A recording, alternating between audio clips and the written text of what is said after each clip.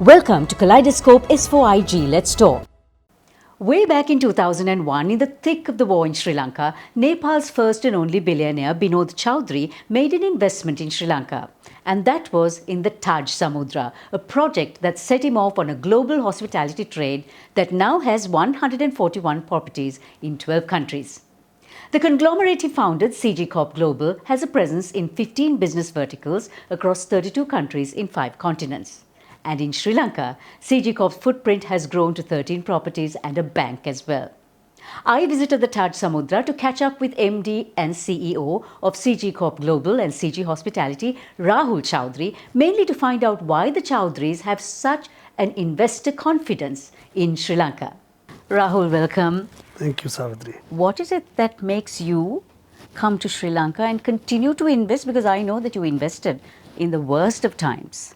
And when my father visited here, he felt it the moment he came here that the fundamentals of the countries were so strong. And we also felt the people are nice, the country is beautiful, and the market was just picking up at that point in time, although it was the most difficult time, yes. But I would say that everything seemed so ripe and so nice. And our strategy, CG strategy, always has been to be in frontier and emerging markets that have perhaps come out of turmoil, come out of war in their own ways. And we've always felt that that's where the opportunities are. And we are here to stay and we continue to grow in the difficult times. From an investor perspective, what do you find attractive about Sri Lanka? We've seen Sri Lanka grow. Number one, from a development perspective.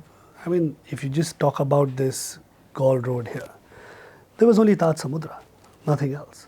And now when you Taj Samudra and actually the Gaul Face Hotel, and now you look at it, my gosh, you have the port city, you have the ITC, you have the Shangri-La, one of the biggest malls, and when you see behind us, you don't even want to start going in terms of the direction that Sri Lanka has moved with high-rise buildings. And I've always looked at the ability of any country to be able to bring back its investors. That means it's like Sri Lankans bringing back Sri Lankans to invest into Sri Lanka just shows how well the country's development has grown. While everything you say is true, Sri Lanka just has not been able to attract the kind of investment we really need. Why is that?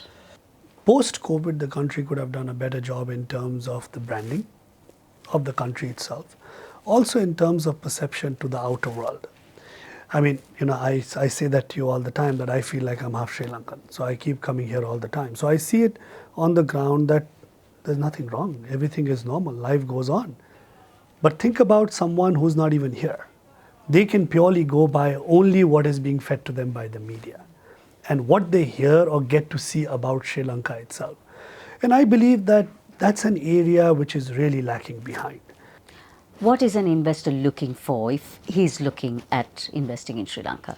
If you want to, again, position yourself as the center of excellence and focus and investment, like Singapore, you have to get international investors coming back or making sure that those that are already here are given the due support, given the due encouragement, so that anything that happens on the ground, there's a reason why we are here.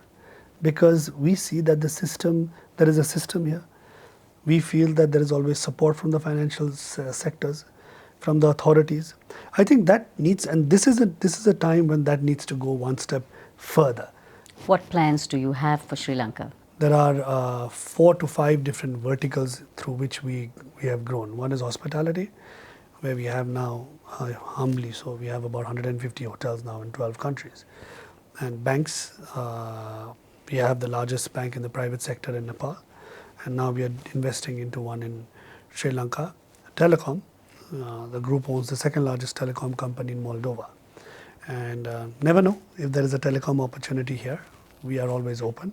FMCG, that's one of our large sectors as well. The brand YY, which is the brainchild of our chairman, my father, Mr. Rahul Chaudhary. Now, we are already in over 35 countries. Now, if we are always open to looking at investment opportunities or buying into companies, buying out companies that will help supplement our distribution, supplement our spread in different parts of the world. But let's see. May you continue being the goodwill ambassador for investment for Sri Lanka, as you have always been.